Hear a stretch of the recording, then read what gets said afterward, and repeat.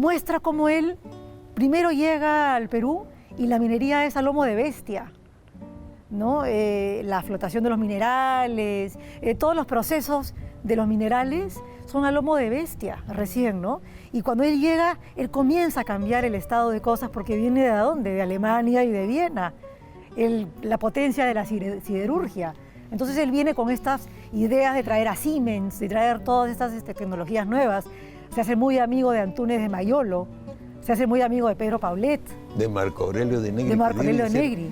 Pariente de nuestro querido. Es tío de Marco Aurelio de Negri, que fue un gran ingeniero de minas y un gran defensor de los obreros de minas, de los operarios de las minas, de los derechos de los obreros de las minas, para que no los enganchen, por ejemplo, que era algo muy injusto que se hacía con ellos, ¿no? Que se ha hecho hasta muy entrado del siglo XX. Entonces, él tenía estos amigos que con ellos, por supuesto, construyó hidroeléctricas para poder tener energía eléctrica en sus minas, ¿no? Descubrió esta veta de plata que lo llevó a hacer crecer Colquijirca. Y que nunca la quiso vender. Y eso es algo por lo cual también yo quise hacer este libro, que se lo dije a los familiares. En esas épocas llegó, que también lo cuento en el libro, cómo se forjó el grupo de inversionistas que hicieron la Cerro de Pasco Copper Corporation. ¿Qué se buscaba en el mundo? Ya no se buscaba oro y plata, se buscaba cobre. Cobre. Porque ya necesitábamos los telégrafos, necesitábamos otro tipo de tecnologías, ¿no? Mucho más finas. Entonces el cobre era lo que realmente se estaba buscando hasta el día de hoy, ¿no? Y todos estos norteamericanos, multimillonarios, megamillonarios, Randolph Hearst o Phoebe Hearst, JP Morgan, todos estos millonarios de todas partes de Estados Unidos se reúnen y deciden invertir fuera de Estados Unidos, hacer la inversión más grande jamás hecha en la historia de Estados Unidos, que es en un pueblo escondido en el medio del Perú. ¿Y a dónde queda el Perú? Bueno, el Perú queda acá, en medio de Sudamérica, ¿no? Y este pueblo es Pasco, donde también narro muchísimo de la vida, cómo se hacía en Pasco, porque Eulogio vivía había, en Pasco. La protección a la gente, además de lo de Taita, era porque había colegios, había toda la vida como debe de ser. Había teatros, además de cómo él protegía a sus empleados, habían colegios, habían postas médicas, él trajo los rayos X, él realmente educó a sus operarios, los capacitó, los educó, los cuidó. Además de eso, él donó muchísimo para el arte, para la música, para el teatro. En Cerro de Pasco había una vida increíble, porque la vida no era en Lima, la vida era en el Perú. Aquí todavía vivíamos en haciendas. Entonces las grandes familias vivían fuera de Lima. Venían a Lima y se iban, ¿no? Pero la gente todavía vivía en sus haciendas. Él vivía en Pasco y en Pasco había una vida súper bullente, ¿no? Súper así ocupada, hasta divertida. Que luego crecen los hijos y les encargan los hijos. Y le salen los hijos extraordinarios. Extraordinaria cosa que también es una suerte, ¿no? Elías, Elías mellizo. Claro, y Anita, ¿no? Con Anita. Anita fue Fernandini fue alcaldesa de Lima. Y Anita Fernandini se casó en primeras nupcias con el señor Álvarez Calderón. Y yo quiero aquí honrar algo que yo siempre aprecié mucho, esta amistad. Es una señora, de estas señoras maravillosas que tiene el país, y se llama Ana María Álvarez Calderón. Que yo le tengo un cariño inmenso, ¿no? Que se casó luego con Manuel Pablo Lachea. Además fue que es nieta de ese Perú. señor. Así es, hermosa. Una mujer bellísima hasta hoy. Nieta de ese señor, ¿no? Nieta de ese señor que aparece en uno de los cuadros que tú muestras en el libro. Mira, de lo que es algo extraordinario. ¿Por qué es tan importante, Eulogio, además de ser un hacedor de empresas, un hacedor de país? Porque cuando los chilenos no honran el Tratado de Ancón, eso es lindo, y se pasa el tiempo y Chile comienza a chilenizar los territorios de Arica y Tacna. Para que se volvieran absolutamente chilenos. Para que nadie volvieran saliera chilenos de Chile. Y comienzan a amedrentar a los profesores, a las madres de familia que trataban de transmitir el legado peruano a sus hijos. Y no les permitían que cantara el himno nacional. Y les hacían la vida imposible. Ni que sacaran la bandera. Entonces, claro, ¿qué pasa con Eulogio? Eulogio los mantiene de muchas maneras allá para que soporten, para que aguanten, para que resistan, y se genera lo que es la resistencia en los territorios de Tacna y Arica. una resistencia auspiciada con mucha creatividad por este señor que se llama Eulogio, Pero que decía cuéntalo hacer de los discos. Los discos de que es oro, una los discos cosa de plata. impresionante. Él decide comenzar a vender esos discos de oro, de plata y de bronce. Para la ¿no? resistencia. Y con ese dinero, porque además era un gran hombre que todo el mundo conocía, entonces aprovecha sus relaciones públicas para vender estos discos, ¿no? Y con ese dinero poder hacer que resistan y solventar.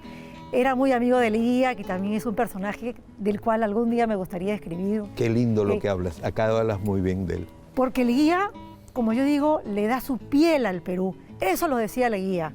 ¿Qué pasa?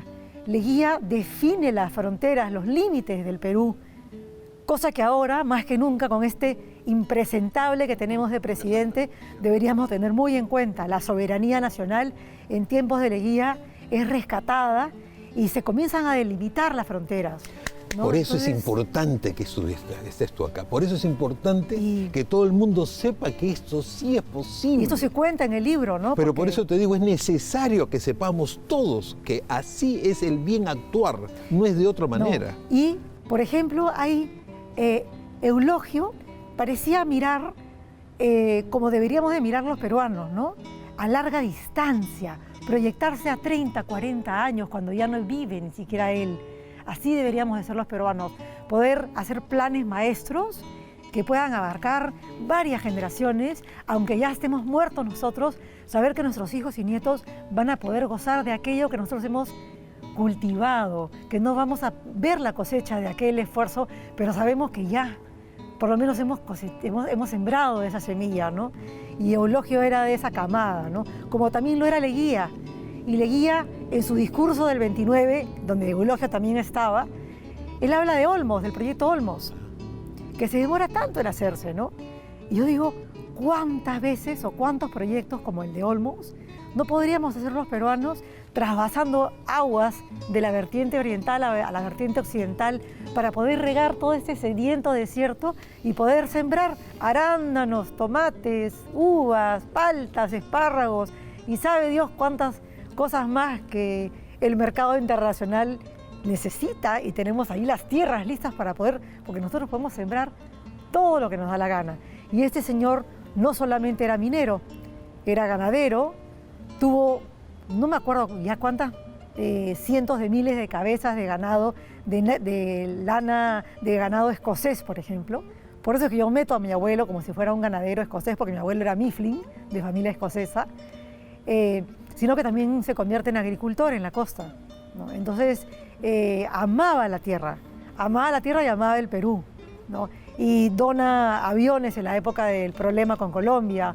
O sea, es un hombre que siempre está detrás de la educación, del deporte, de la defensa nacional, de la soberanía del Perú. Entonces, y para nuestros amigos que nos están viendo, miren la importancia de las migraciones, miren la importancia de los mestizajes, miren con qué orgullo habla de su familia escocesa, de su familia inglesa, de los italianos que llegaron, de los españoles que llegaron, que forman parte de nosotros, porque en este país el que no tiene de inga tiene de mandinga.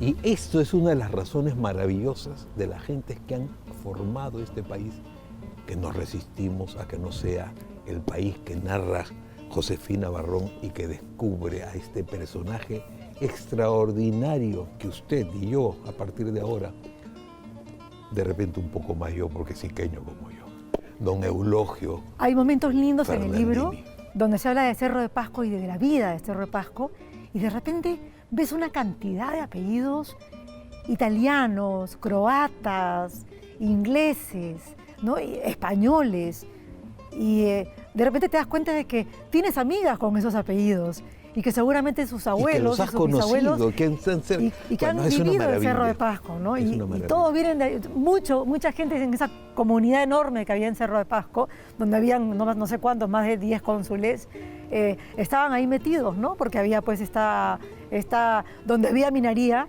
donde había riqueza y minería, había comercio, había todo tipo de negocios, zapaterías, peluquerías, teatro, coros. Lo único Entonces, bueno, lo que más nos auspicia a nuestro país que tanto queremos es que haya gente maravillosa como este señor que nos ha contado, pero tan bueno como él es nuestra querida Josefina. Te agradezco mucho, Josefina, que hayas venido. No, imagínate, Siempre que Javier. apareces traes cosas maravillosas del Perú que tú y yo queremos. Ese Un libro lo Perú bonito es que total. tiene la historia, ¿no? Tiene la historia del Perú a través de él. Entonces, Es lindo uno- hasta en el formato, es lindo en la Sí. letra, es lindo el grosor de la hoja. Es un libro que va a perdurar, que nada lo va a reemplazar. Gracias por eso. Te Gracias agradezco por eso. muchísimo. Gracias, Muchas Javier. gracias por venir. Gracias a Los ti. esperamos. Va a dormir usted muy feliz. Hasta el próximo programa.